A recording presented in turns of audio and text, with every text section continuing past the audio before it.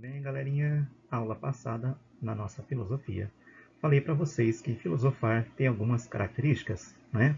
Questionar, capacidade de crítica, sem preconceitos, não aceitar verdades pré-estabelecidas, ser rigoroso, enfim, né? Pensar de outra maneira, pensar com um sistema, pensar para te levar a alguma coisa.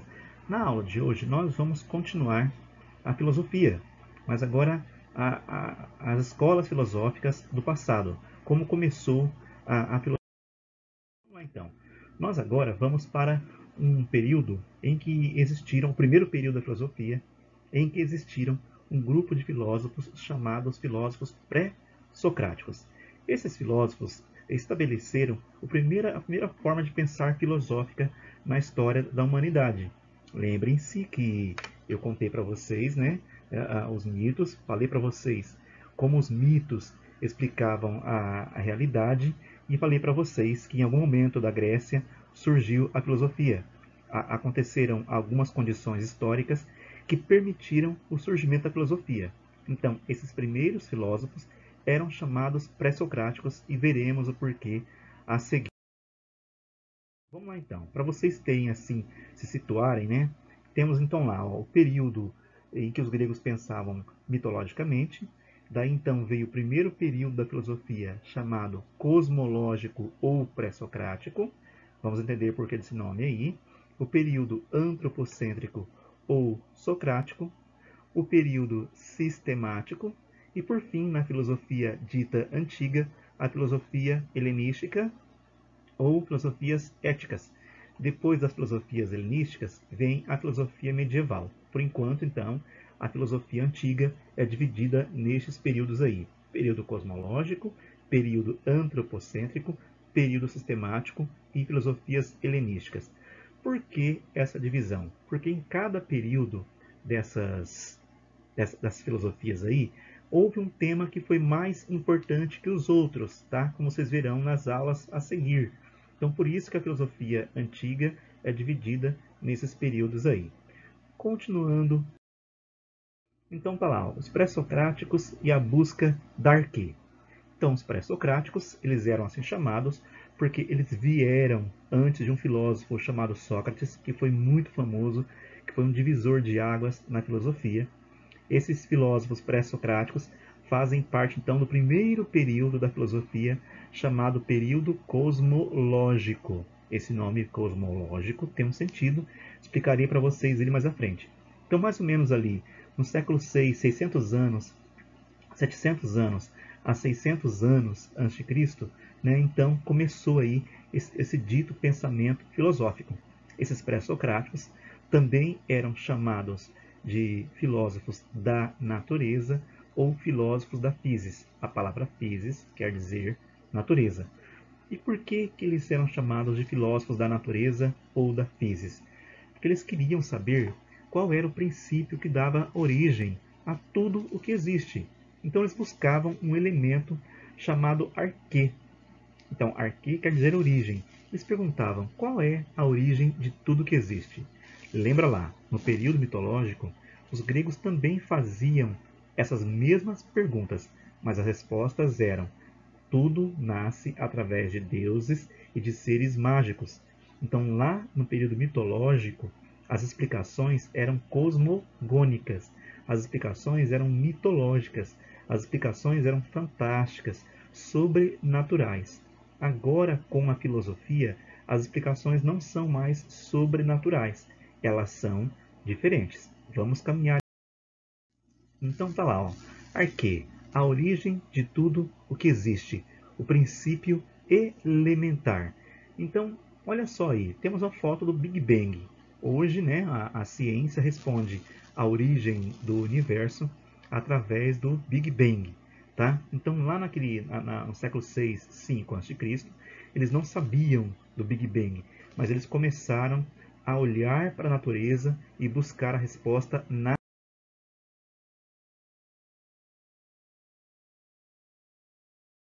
socrático, a busca de respostas naturais. Então, vejam ali, ó, antes da filosofia, a mitologia. Com a filosofia, né? Eles então começaram aos poucos a abandonar as explicações mitológicas, que eram repletas de deuses, de seres mágicos, titãs, semideuses, heróis, né? Animais fantásticos. Então a mitologia era uma forma de responder às perguntas que eles faziam. Agora, olha só, mudou ali a imagem. Agora os pré-socráticos olham para o universo, olham para a natureza. Por isso, filósofos da physis. É a natureza que tem as respostas para explicar a origem de tudo o que existe. Vamos continuar caminhando ali?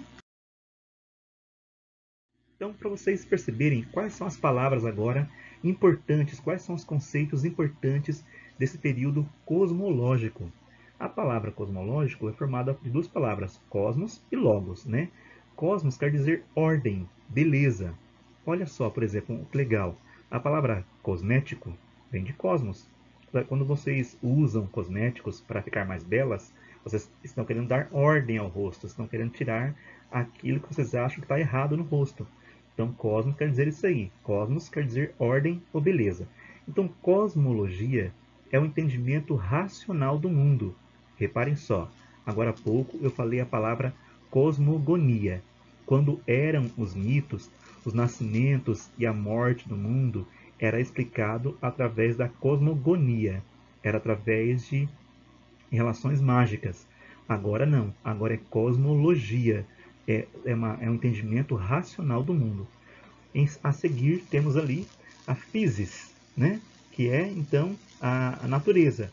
Então os pré-socráticos buscavam na natureza esse arquê, esse elemento então aí que vai formar tudo que existe. Eles acreditavam, né, que existia um elemento que daria origem a tudo que existe no universo.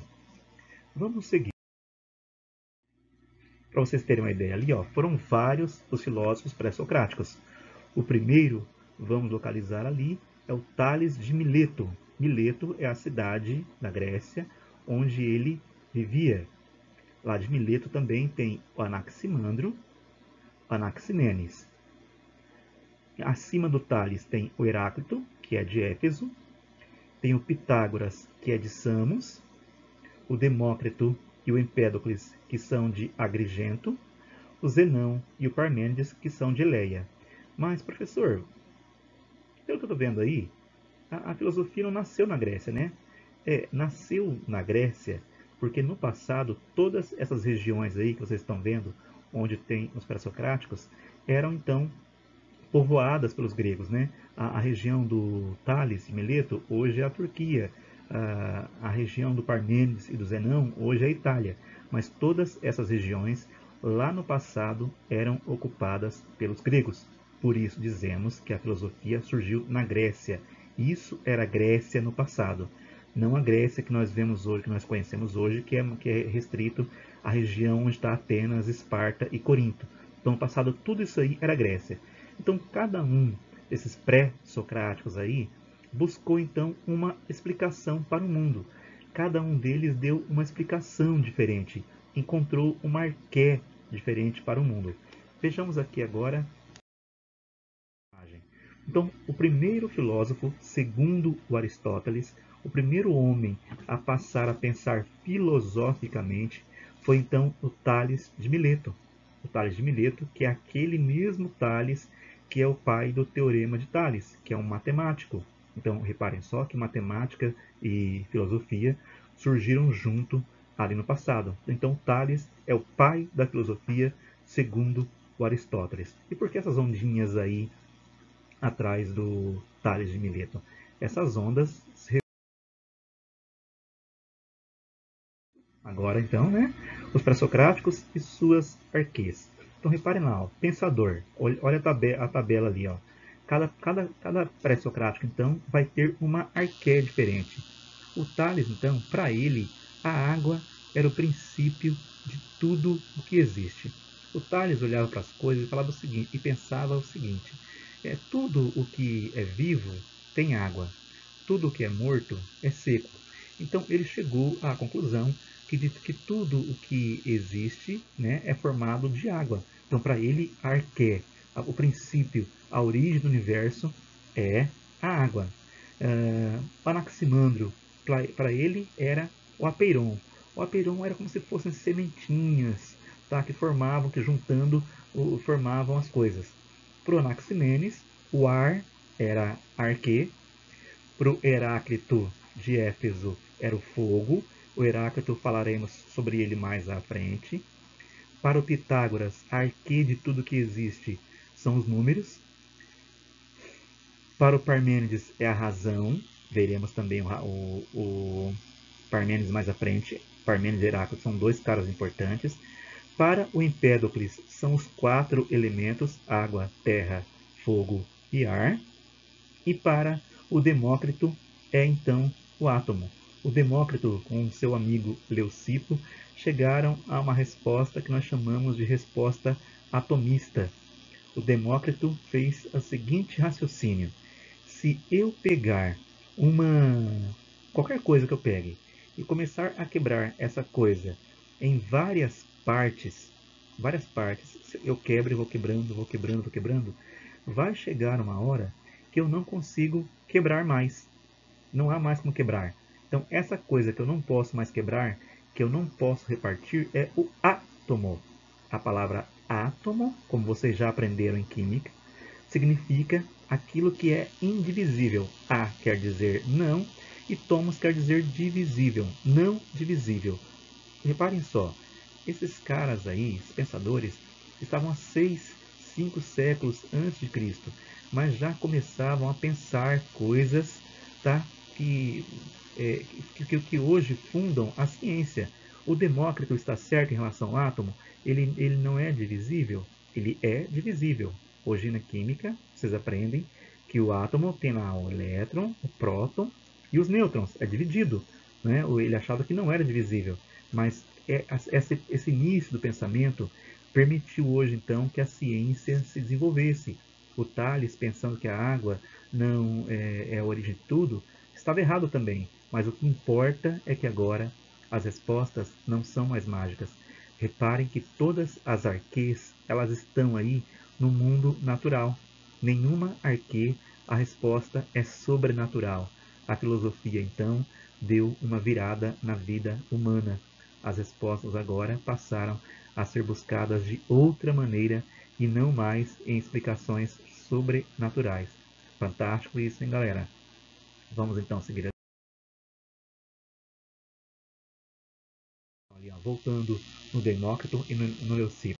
Está ali o que eu acabei de falar para vocês. Pego ali uma pedra, uma rocha e vou repartindo, repartindo, repartindo, até chegar num momento em que eu não divido mais essa coisa. Então daí surge o átomo, aquilo que é indivisível. Hoje, aqui ao lado, à direita, né, temos ali então a imagem de um átomo como nós o conhecemos hoje, com o seu núcleo, com a sua eletrosfera, com os prótons, com os nêutrons, com os nêutrons e com os elétrons. Tá? Mas vejam a importância desses pensadores lá há 6 séculos antes de Cristo já estarem pensando respostas naturais. Bom, vou encerrar essa aula por aqui, mas vou deixar aqui já para vocês então o tema da nossa próxima aula. Na próxima aula vamos fazer um debate entre dois filósofos, o Parmênides e o Heráclito. Eles foram muito importantes para a filosofia. Beleza, galera? Um abraço, até a próxima.